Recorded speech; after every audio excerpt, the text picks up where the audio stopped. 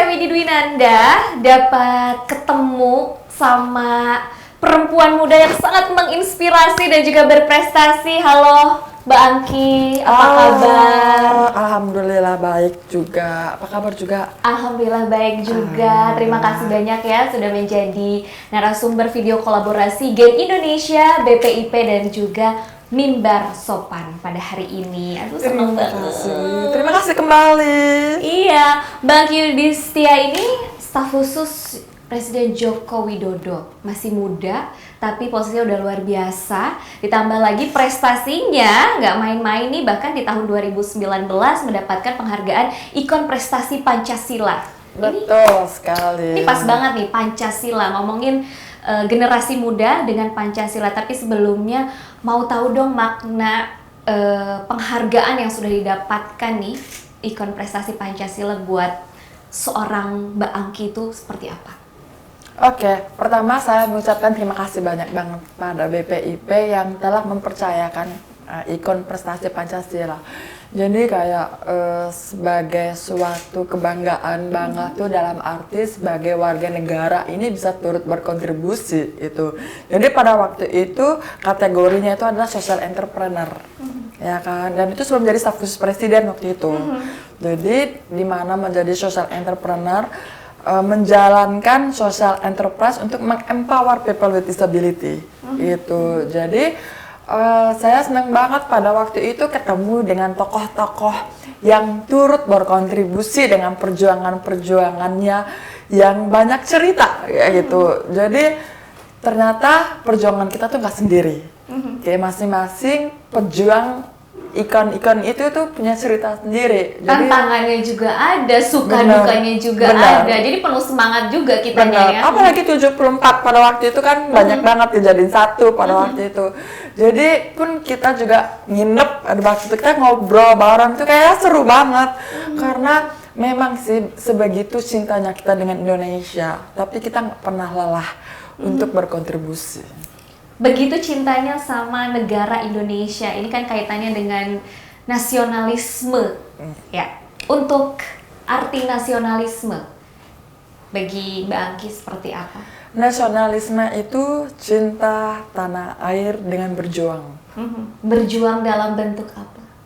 Macam-macam sih, karena aku sebagai penyandang disabilitas. Jadi aku penyandang disabilitas, bentar. Aku pakai alat bantu. Jadi alat bantu, ya. Jadi aku pakai alat. Jadi apa namanya teknologi biar kelihatan. Apalagi di saat semua pakai masker itu susah banget. Makanya yang namanya swab, kita hari ini harus swab ya. Sudah dong. Jadi sebelum ketemu ini benar-benar harus diswab. Karena kenapa? Karena ketika kita pakai masker, ini komunikasinya itu pasti bakal sulit banget. Itu adalah tantangan dan itu berjuang. Kita tinggal di bumi Indonesia, negara Indonesia, tapi bukan berarti kita hidup leyeh-leyeh aja atau segala macam. Mungkin pilihannya mau yang mana? Apakah aku hanya berdiam aja atau berpilih berproduktif? Tapi sebagai penyandang disabilitas, kayaknya kalau hanya berdiam saja itu menjadi sesuatu yang kurang bermakna. Sebenarnya hidup ini tuh mau ngapain? Nah itu kan. That's why ketika kita sehari-hari itu berjuang, mau menyenangkan diri kita sendiri berjuang, mau berproduktif kita berjuang, gitu. Karena kenapa? Karena kita tinggal di negara ini. Apa yang bisa kita lakukan untuk Indonesia itu dimulai dari bagaimana kita berjuang dengan diri kita sendiri dulu. Kalau kita merasa kita perjuangan dengan diri kita sendiri itu seperti apa? Menerima dirinya sendiri. Oh, saya sebagai seorang disabilitas, saya sudah berjuang untuk menerima dirinya sendiri. What the next? Apakah saya berusaha untuk memberi dampak untuk orang lain? Orang lain yang membutuhkan pertolongan, orang lain yang membutuhkan kesempatan yang sama. Semua punya hal yang seperti itu. Jadi yuk kita berjuang sama-sama yuk, supaya apa? Supaya kita juga nyaman tinggal di Indonesia. Kita juga nyaman di kehidupan sehari-hari. Jadi itu perjuangan itu nggak bisa sendiri, tapi bersama-sama.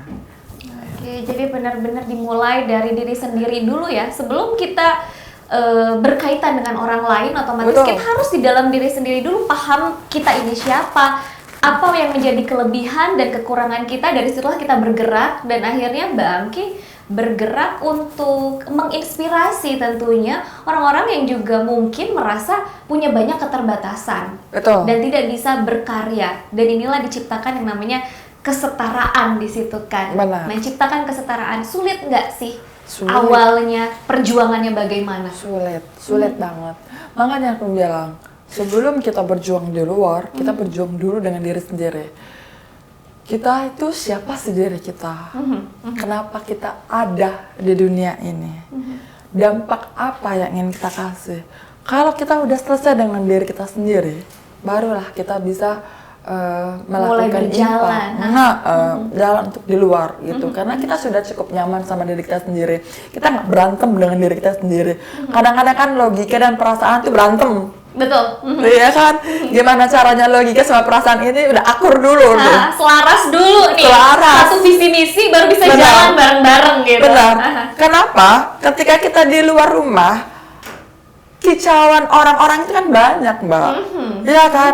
Kalau semakin banyak kicauan tapi kita hati dan pikiran kita belum selaras, ya kita akan Down ya pasti ya. ringkih gitu loh. Hati kita ringkih, logika kita nggak bisa berpikir. Nah, gimana kita bisa menselaraskan diri? Jadi begitu kita udah di luar, ya udah kita udah bisa punya prinsip dengan hidupnya kita. Jadi mau kiri kanan ngomong apapun yang bikin kita down, cuek aja. Yang penting kita positif gitu loh. Benar, kita positif. Yang kadang-kadang kan kita apa yang orang lain omongin itu dimasukin di hati banget. Ini benar-benar harus nyari ya. Benar. Nyarinya dengan apa? Dengan logika. Jadi logika kita tuh harus berjalan gitu. Oke. Ini masih berkaitan sama kesetaraan hak bagi penyandang disabilitas. Kalau menurut Mbak Angki sendiri, sudah ideal atau belum sih sebenarnya yang ada atau yang terjadi di sekitar Mbak? Belum banget. PR-nya gimana nih? Setara belum banget. Karena kita hidup di lingkungan yang populasinya ini banyak banget.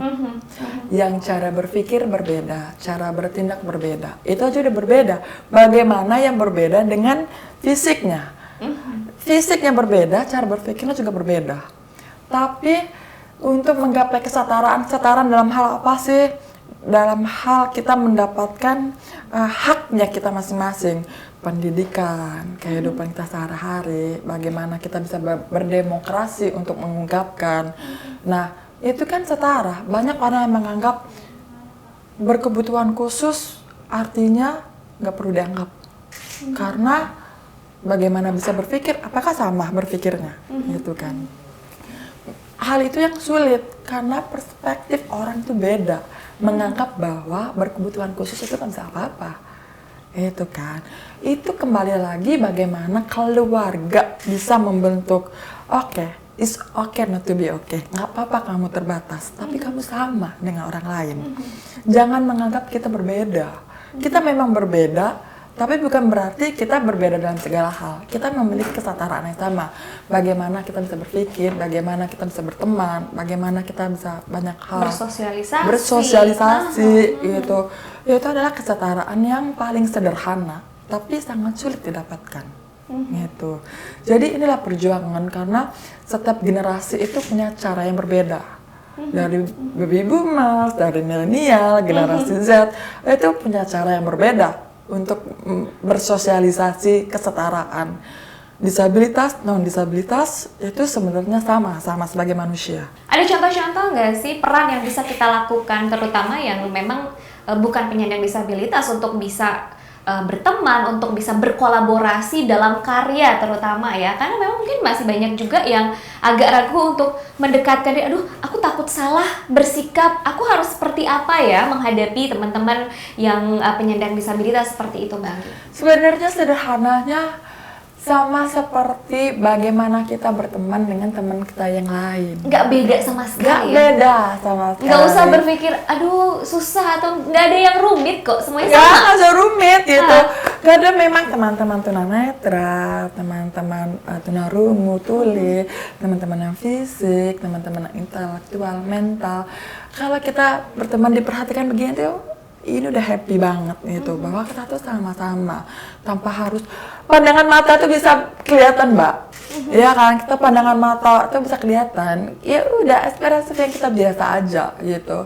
Karena ketika kita ingin memberikan kesempatan itu tergantung dari bagaimana di lingkungan kita sekitar kita itu. Memang sederhana berteman, tapi kalau kita bisa langkah lebih maju lagi, misalnya dengan memberikan kesempatan bekerja, yuk menerima teman bekerja gitu kan, UMKM bersama, memberikan support, belajar bahasa isyarat bersama yuk gitu.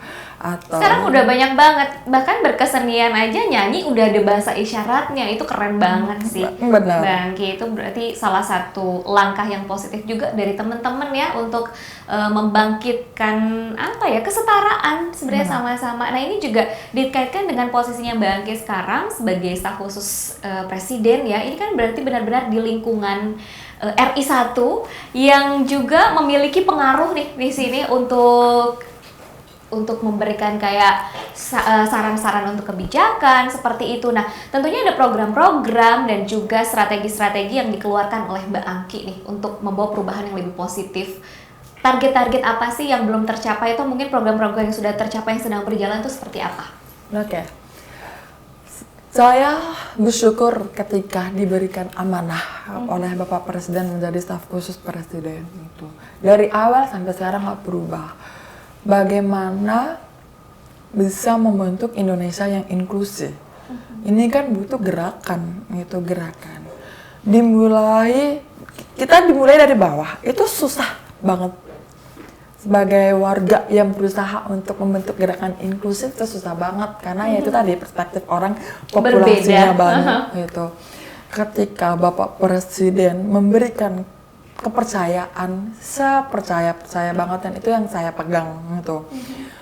Intinya Bapak Presiden itu memberikan kepercayaan kepada teman-teman disabilitas untuk bagaimana bisa turut berkontribusi di Indonesia ini. Tapi yang paling utama ini adalah bentuk sinergitas, baik pemerintah, baik organisasi, baik masyarakat. Ini butuh selaras dan sinergi gitu. Dimulai dari pemerintah. Oke, dari pemerintah, DPR memiliki undang-undang kebijakan kan, Undang-Undang Nomor 8 Tahun 2016 tentang penyandang disabilitas. Itu kebijakan, ya kan. Nah, dari DPR itu bagaimana bisa pemerintah ini bisa membuat program, itu ada acuan turunan kebijakannya dari undang-undang itu. Nah, jadi ayo Pak, dari pemerintah ini ada acuan-acuannya. Berarti kerjasama dengan kementerian-kementerian terkait. Jadi sepanjang 2019 tahun 2020 Pak Presiden mensahkan beragam kebijakan. 9 peraturan pemerintah dan peraturan presiden, total 7 PP, 2 Perpres. Kebayangkan kita harus selaras seperti sinergi dengan kementerian-kementerian. Karena kenapa? Ini dipercepat karena penyandang disabilitas ini dapat haknya dapat terjamin sebagai warga negara, gitu kan. Nah, tantangannya sekarang ini adalah implementasi. Bagaimana kebijakan ini yang sudah disahkan oleh Bapak Presiden ini diimplementasi. Jadi itu implementasi ini ada di Kementerian Teknis dan tentunya kepala daerah masing-masing. Nah, jadi ditugaskanlah sama Bapak Presiden, yuk gimana caranya tantangan implementasinya. Makanya kemarin kita safari kunjungan daerah. Oke, ya kan? ke provinsi-provinsi. Benar. Office pola komunikasi masif. Bagaimana penyandang disabilitas ini jumlahnya tuh di seluruh Indonesia berdasarkan data BPS 2019 itu lebih dari 30 juta jiwa. Oke. Banyak banget. Masing-masing daerah banyak lagi gitu. Jadi ini ya bagaimana pola komunikasi masif, ketok-ketok pintu dengan kepala daerah, Bapak, warga di daerah-daerah penyandang disabilitas ini banyak. setiap daerah juga punya budaya yang berbeda juga. Betul. Pendekatannya juga pasti berbeda. Betul. Wow, ini luar biasa pasti Bang. Betul, kebayang kita. Kebayang, oke. Kebayang kita harus butuh tenaga fisik dan yang luar biasa gitu. Jadi ya ini visi misi ketika dari pertama kali diangkat oleh Bapak Presiden nggak berubah. Ya bagaimana membentuk lingkungan inklusi di Indonesia melalui Kabinet Indonesia Maju. Baik, salah satu strateginya adalah melakukan safari-safari yang kemarin sudah dilakukan dan terus berjalan meskipun di tengah keterbatasan pandemi ya. Yes. Otomatis semuanya jadi harus cari celah lain, cara lain gimana caranya bisa terus berkomunikasi, terus menjalankan programnya dengan sangat baik. Nah terakhir nih Mbak Angki, harapan untuk anak muda karena kita adalah wakil generasi muda. Gimana sih caranya generasi muda ini bisa turut serta terlibat berkontribusi untuk membangun Indonesia yang maju dan tentunya lebih kuat? Oke. Anak muda, kalau kita lihat anak muda ini bagaimana bisa meningkatkan kemampuannya sesuai dengan minatnya masing-masing, ya kan? Menjadi spesial di bidang yang dikuasai dan berani bersikap berkompetitif. Jadi kalau kita lihat bagaimana keadilan sosial bagi seluruh rakyat Indonesia, nah kita tuh turut bertoleransi satu sama lain bahwa di dunia ini banyak banget perbedaan, tapi perbedaan itu jangan dijadikan masalah, ya kan? Bagaimana perbedaan itu kita bisa bersikap adil, ya kan? Karena biar gimana pun kita sebagai generasi muda ini akan berhadapan dengan bonus demografi ke depan kan. Betul. Artinya tahun 2030, 2040 lebih banyak generasi yang produktif daripada non produktif. Makanya dari sekarang ini setiap program-program yang dibuat baik berbagai stakeholders itu adalah untuk generasi berikutnya. Ya kan? Nah, makanya kita membutuhkan talenta-talenta luar biasa. Generasi muda yang berpositif, berkompetisi dan spesial di bidangnya masing-masing. Apalagi di saat pandemi ini kita butuh mental yang kuat untuk generasi muda berhadapan dengan pandemi saat ini. Bagaimana kita mampu keluar dari krisis ke depannya. Betul. Gitu. Jadi kita membutuhkan talenta-talenta yang spesial, yang luar biasa di bidangnya masing-masing. Oke, saya jadi ingat lagi apa yang dikatakan oleh Mbak Angki, sebelum kita melihat orang lain, otomatis kita harus melihat talenta kita apa, kita harus sadari itu dan akhirnya menjadi kekuatan dari diri sendiri, lalu akhirnya memberikan inspirasi dan gerakan-gerakan kolaborasi dari talenta-talenta yang berbeda menjadi lebih kaya lagi, begitu Mbak Angki ya. Sekali lagi terima kasih banyak ya. Sama-sama. Sama-sama. Terima kasih. Terima kasih. Sama-sama. Sama-sama. Oke.